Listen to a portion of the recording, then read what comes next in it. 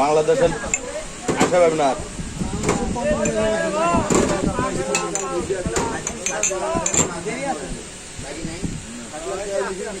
আমরা সস্তা খাবো, আমরা ইলিশ মাছ সস্তা কিনেছে না, আমি বলতে সালা চলে গেল, এখন ইলিশ মাছ সস্তা খাওয়া যাবে।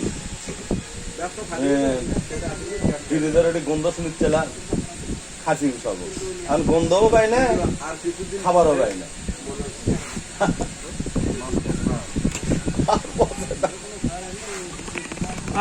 ইলিশ মাছ গন্ধ, হাত খাইলে হাতের গন্ধ ফুরে।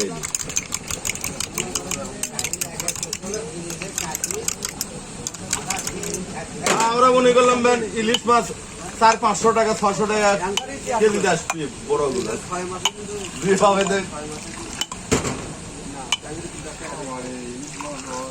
লাখ টাকা আছে তার 2000 কি আর 1500।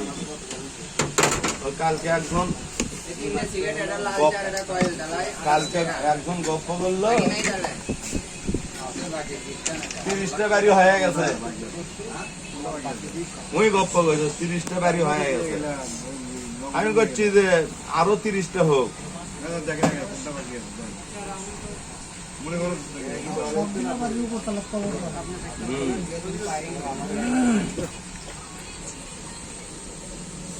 বাড়ি ধুয়ে ধুয়ে পানি খাই দে, এটা চিন্তা করো না।